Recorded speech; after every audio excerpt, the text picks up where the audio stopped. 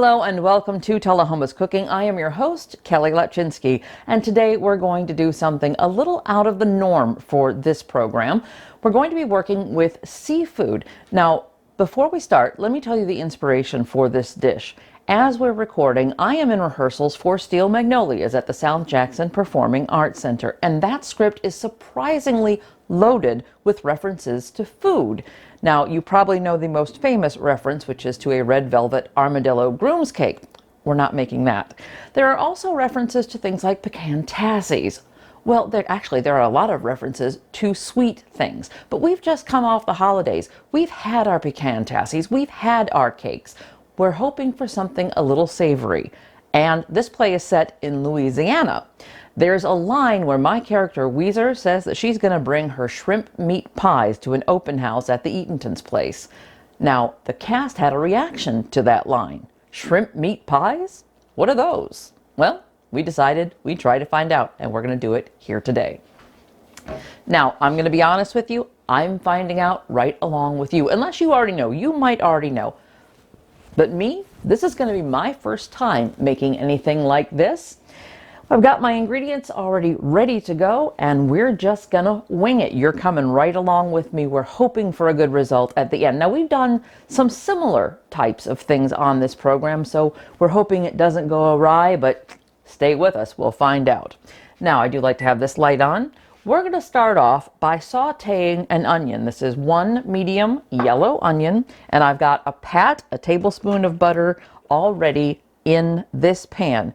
Now, if I'd thought ahead, I could have turned that oven on and gotten it melted down just a little bit.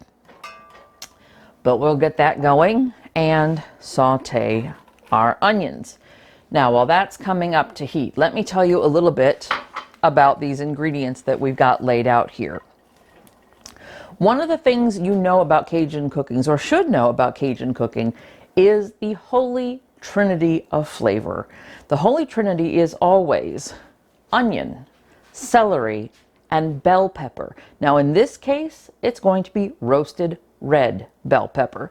Now, if you are a purist and you are really, really interested in doing this all yourself, you go right ahead and get some red peppers and roast them up.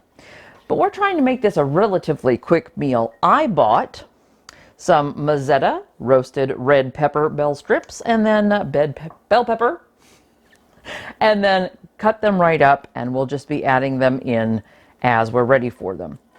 Now, while we're waiting for our onions to sweat down just a little bit, I'm going to turn that heat up just a little more. You also add about a tablespoon of olive oil to your butter and your onion. Now, I don't really have any idea how much I just put in there. I just kind of eyeballed it to cover my onions as they come up to heat. And once we have this good to go, nice and softened, we'll be ready to add the other parts of our trinity, that celery and that roasted red pepper. Now, I think we've got a good coating starting here. So I'm going to go ahead and put that celery in. The celery also takes a little bit of time to cook down. Now, this celery was, I think it was about a half a cup. Really, it only called for one stem, one rib of celery. But for me, that just did not quite look like enough. I went ahead and made a half a cup so it matched my onion. And we're just going to let those cook down a little bit there. And then the next thing, I've already told you, the roasted red pepper. I have not tried this particular brand before, but I really liked the idea of not having to do a cooking show on roasted red peppers before I needed the roasted red peppers. So they are good to go, and we're going to go ahead and put those in. Now, this is also a half a cup of roasted red peppers, and because I bought them in a liquid, I just drained that liquid out, kept it in there to keep the other guys good for going into the fridge as we save the rest of those for a future recipe.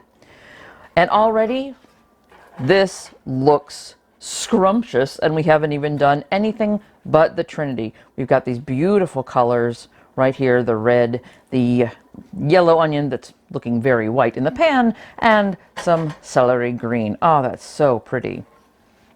Now, what that really needs to do is sweat down a little bit. but it's got enough moisture from the butter and from the olive oil that we can go ahead, I think, and we've still got some butter on our stirrer here, that I think we can go ahead with the seasonings. Now, you'll notice I don't usually have this many seasonings laid out. This calls for a lot of flavor. But what was interesting to me in reading the recipe is that, I'll give you an example. Allspice is in this. I had to buy allspice. That's not something I use. But it only calls for a pinch of allspice. So I start prepping up all of my spices. And I don't know what you consider a pinch, but half of what they've given me as ingredients for this look like a pinch to me. There's almost nothing that's over 1/4 of a teaspoon. Now I'm going to do it according to the recipe because this is our first time, and shrimp is a delicate meat, so it may just be that they were very light and delicate with the seasonings because you didn't want to overpower the shrimp. And I don't want to test that theory on the first time out. So we've got these coming to a nice temp. And we're going to go ahead and start adding these seasonings. Now I'll tell you how much, and I had to make a cheat sheet for this to tell you how much of everything because there is so much. So this is our Old Bay seasoning, you know, a classic seafood seasoning, and that is 1/4 of a teaspoon. The next one is cayenne, and they were really stingy with the cayenne in this recipe. This is 1/16 of a tablespoon. I'm going to stick with it until we know what it tastes like, but I imagine that's something that I would adjust the second time I do this. Paprika is the next one. That is 1/4 of a teaspoon right there. And then the pinch of allspice. I mean, what, 1/16 again, I guess is about what that comes out to. It's roughly equivalent to my cayenne. I pinched it in there. We'll see what happens. And then pepper. Pepper is next. And again, this is an eighth of a teaspoon. I start most of my recipes with 1/4 teaspoon to begin with. So I'm very surprised at how light these seasonings are. But we're going to trust the process. Oregano, on the other hand, you get a full teaspoon of oregano. Boy, that's some generous stuff there.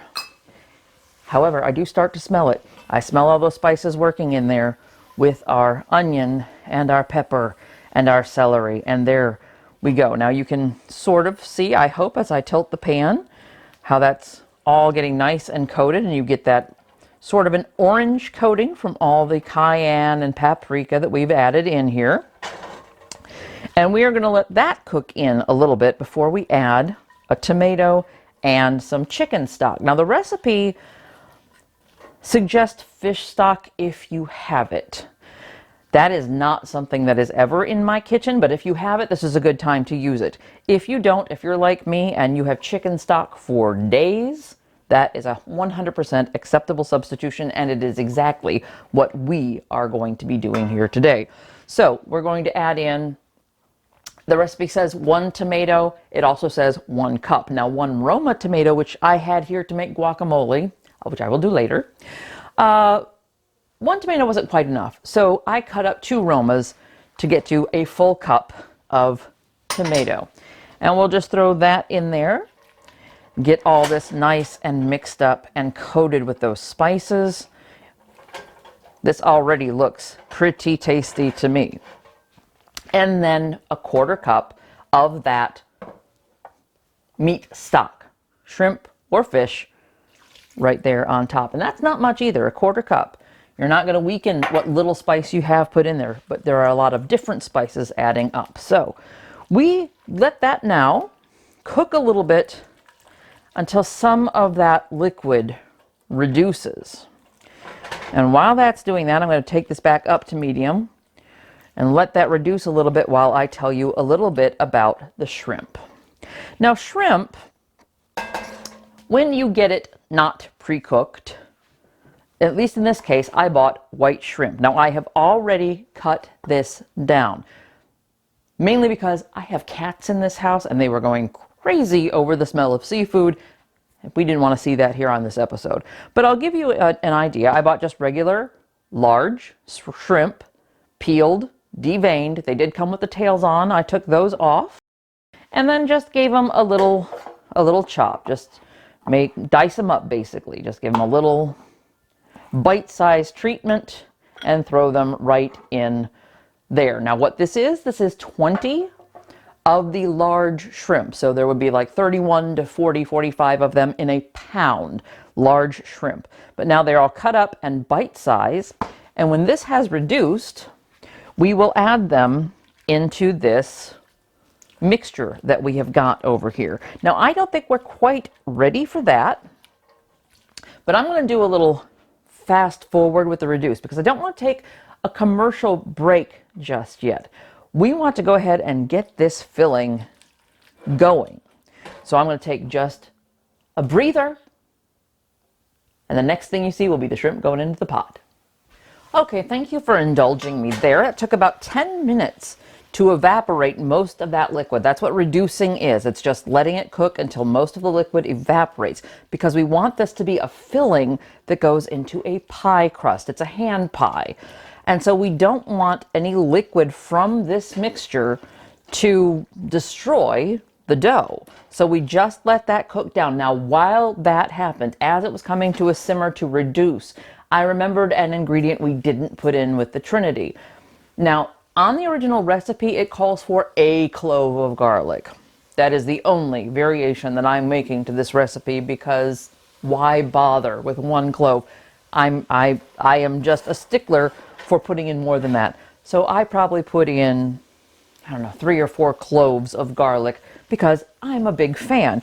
I suggest you adjust accordingly as well. Now, those went in before all the liquid cooked off so that the garlic had some time to cook, and I just didn't want to stop and come back and show you that. So just add a clove or more of garlic in once you've got your Trinity in the pot. Now that is pretty liquid free, which means we are now ready to add the shrimp. Showed you the last one we cut up. We're also going to put some green onion in there, and then a little lemon and a little salt, and we'll let it cool so that we can make it into those little dough packets. So let me get this to a temp that I feel confident with. In fact, I might even, it doesn't really give you any instructions for adding them on top of all of this vegetable. And I kind of want them to hit the pan. I kind of want to see them cook since there's not a lot of liquid for them to cook in. So I'm just moving the vegetables out of the way a little bit and getting my shrimp in there. Now it shouldn't take long. You only want your shrimp to become pink, that recognizable pink of cooked shrimp. And that's all you're really looking for here. So we're going to get those in the pot, mix them around a little bit. Now I think it was a good idea, actually, that I separated them from the vegetables, even though it didn't say to do that, because those seasonings all together, that paprika, that cayenne, gives a red sort of cast to what's in here. It's really hard to tell when a white shrimp has turned pink when it gets covered in that red spice sauce. So I recommend doing what I just did. I didn't know that was going to be a good reason to do it, but it was a happy accident. So go ahead and make some room in your pot for your shrimp so you can see when they turn pink. And that's just going to take us a minute here. A little bit longer than I expected. I really, you know, when you throw them into a jambalaya or something that's a really high heat boiling with the liquid still in it, you tend to see them cook up very quickly. And with these cut into little bite-sized morsels, I thought they would come along a little bit faster than this, but hey, good deal. We love this. Now, you could see, I mean, you could sort of see, because they do have some of that spice on them, how they're turning color, how they're no longer white. I don't think they're quite pink enough yet, but we're going to go ahead with the next part of this recipe and add in 1 full stalk, except of course little stemmy things at the bottom, of a green onion. Get that green onion in there with all the rest of our good shrimp and veggies, and I'm just going to go ahead and mix it all together now. Because the other good thing about this is, even if you don't get your shrimp 100% cooked here, and you likely will, like I said, it doesn't take that long. I think we're coming along just fine. Even if you left a little on the plate though, once you've made these into hand pies, we're going to fry them. And so the insides will get cooked again. So this is yet another recipe that we're making where you can do your pre-cooking your filling, and then the entire result gets cooked again. We've had a couple episodes like that now that I think about it. All right, that's looking really, really tasty. Now, what we have to do now is, well, first of all, we want to give it a little spritz of lemon. We're going to give it a little, just a little zhuzh with some lemon there. And we're going to give it just a little zhuzh with some salt. If you remember, that was not one of the ingredients that we started with. So there you go. We're going to let all of these flavors cook together and meld. But most of all, what we need to do is let it cool down, because we need to be able to fold these ingredients into our dough pockets to make the hand pies. So I'm turning off the heat. We're going to let that cool, and while it cools, we're going to take a commercial break. We'll be right back. Welcome back to Tullahoma's Cooking, and before we start dishing this out onto our dough, can we just take a moment to appreciate how beautiful that filling is. I put it on a plate, flattened it out a little bit to help it cool. Leaving it in a bowl would still leave it warm at the bottom, so helping it cool, I give it less than a half an hour to cool. I just walked away and got our dough. Now, the recipe for these has a recipe for making dough, and if you like to make your own homemade dough, your own pie dough, you go right for it. That is not what I wanted to do for this episode, and I didn't see a reason to do it when 10-inch or 5-inch discs already exists. These are empanada dough rolls right here. They're good for frying, and that's exactly what we're going to be doing with our shrimp meat filling. So that's what we're going to use. Cut a little bit of time, make it a lot easier, and there you go, a nice little 5-inch disc. Now I'm going to move some of this out of the way so you can see what we're doing here. And maybe before we go on, I'll give that just another little zhuzh of lemon. All right, good deal. So I have chosen to put this on here with a disher. This is a number 50 disher. If you have dishers at home in different sizes, you'll see that you can get 50 scoops to, I don't remember what the full measurement is, to a quart of filling. I have no idea, but I wanted one that was roughly a tablespoon or a tablespoon and a half. This is the closest that I could come to that in my house. I think 1 is going to be just a little too little, 2 would be a little too much, so I'm going to try to be consistent with getting about 1.5 of these. And I just washed my hands during the break.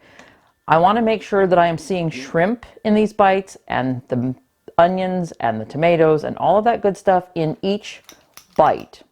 And then I'm just going to come in for another like half of this to make sure I've got this nice and filled. Now you just saw me reach into the water. I'm just getting the edges of the dough wet enough so that when I fold it over, they will sort of recognize each other and meet and seal. And that is the big thing, because as I mentioned, these are going to go into the fryer, and you definitely want your filling sealed into these and not coming out to create a little party of its own.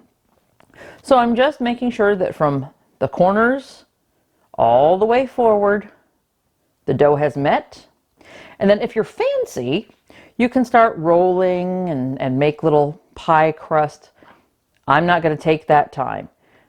So I'm just going to use a fork and kind of encourage that sealing I just did with my hand. I'm just going to crimp all the way around. And you can be neater about this. You know, put the tine right where the last one came out. But as long as you're crimping, look, if these are good, nobody's going to care what your crimps look like. But there you go. So there's one. And you just make several more of these. So we're going to do another one real quick. And while we're doing this, and I'm not sure if that's in the frame, but over there on my counter, I have a little tabletop fryer getting up to temperature, 350 degrees. That's the temperature we're going to fry these in. Now, I could put oil in this guy.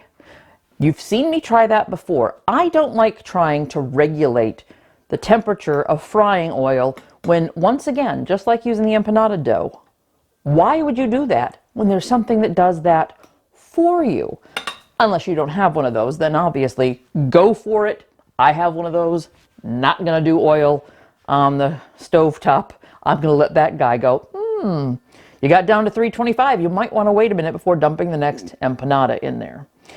Now in this case, it's empanada dough, but it's a shrimp meat. The shrimp meat filling.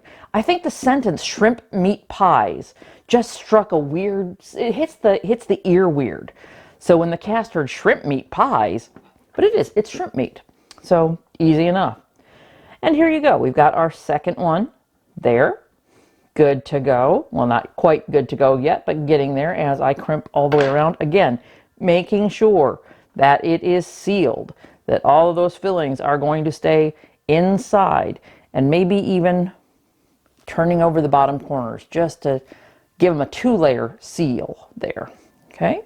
Well, we've got plenty more of those to do, but you see the process now. It's just a matter of getting all that filling into all of those little dough discs. And so I'm going to do that. And we're going to come back when the fryer is up to heat, get them in there. We'll be right back. And welcome back to Tullahoma's Cooking. Now, what I did in the break, I finished wrapping up those 10 discs, just the 10 discs of empanada dough. Now, you saw I've got another package right here, and it would probably take 2 packages to get through all the filling that we made. Now, here's an interesting thing about an empanada, anything like this, is that that filling is probably delicious all on its own.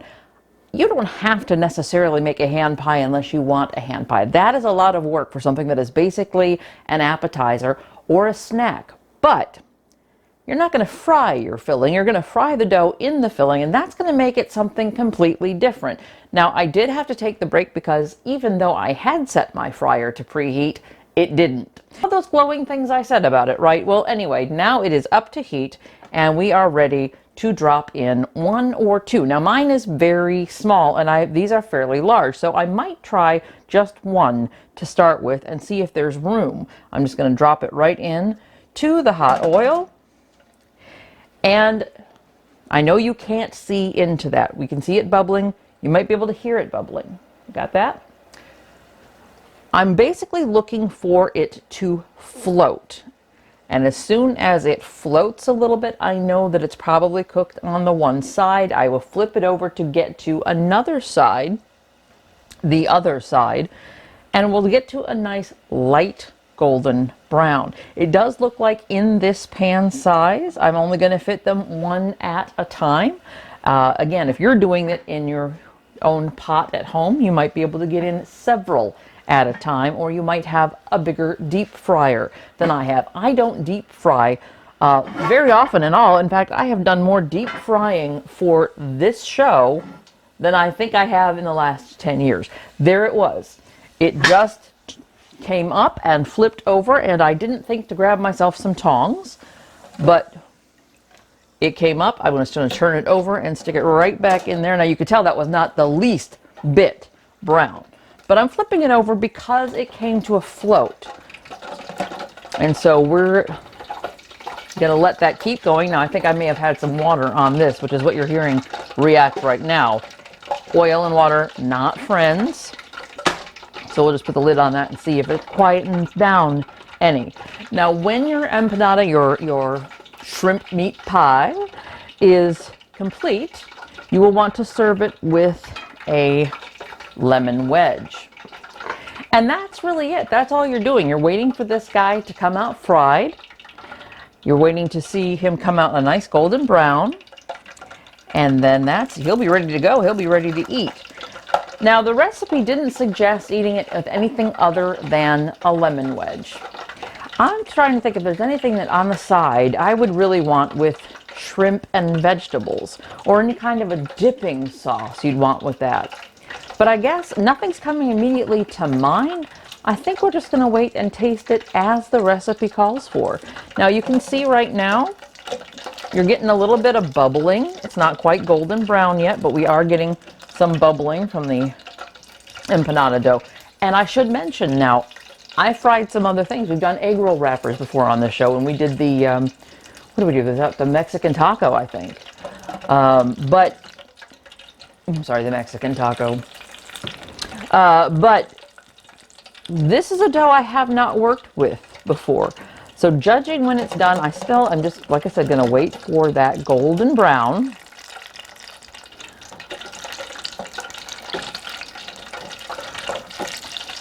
Now, so far, our seal has worked really nicely. I didn't try to get too fancy with those, but I did decide while I was finishing up the last few of these that I wanted to go back and crimp both sides, not just the one side that was down already. I went back and flipped them over and put the little fork marks down on both sides of them.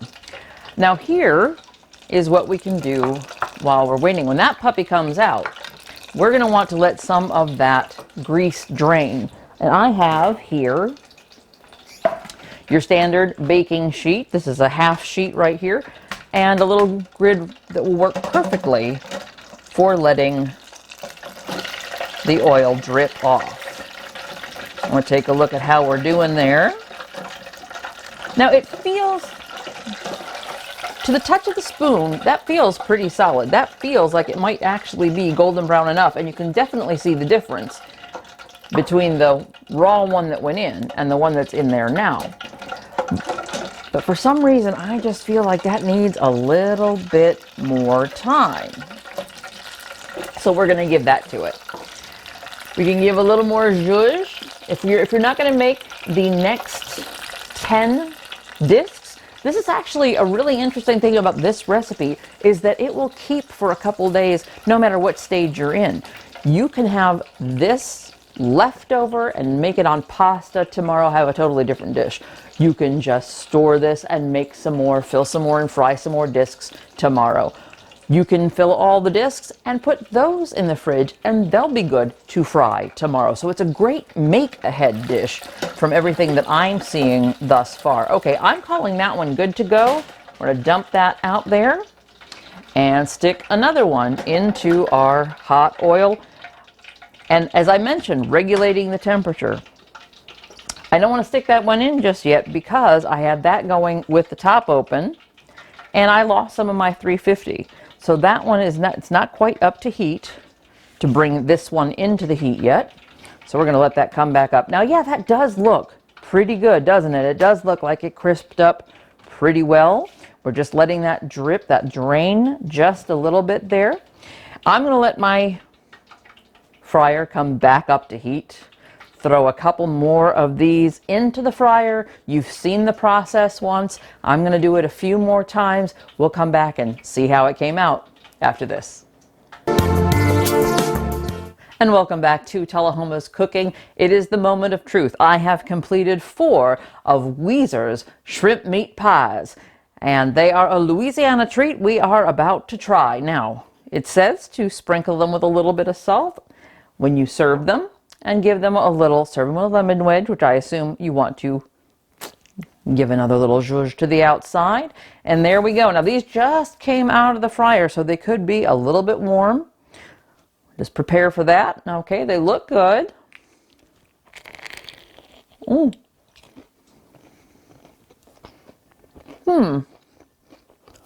Okay. When I said earlier it was a lot of work you might not want to do, I take that back. It's a lot of work that was totally worth it. That filling, we've got plenty left over, is great.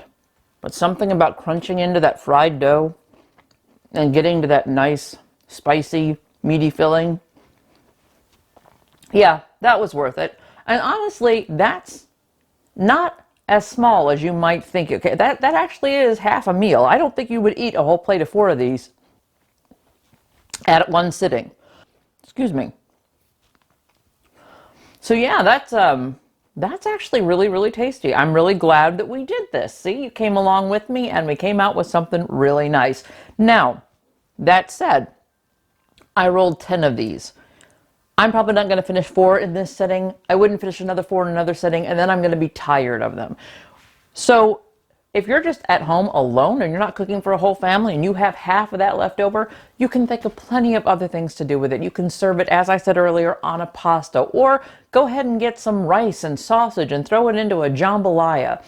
It is a good starting base for a lot of other things, but it's also really good this way. If you do fried foods, give it a try. We'll see you next time here on Tullahoma's Cooking.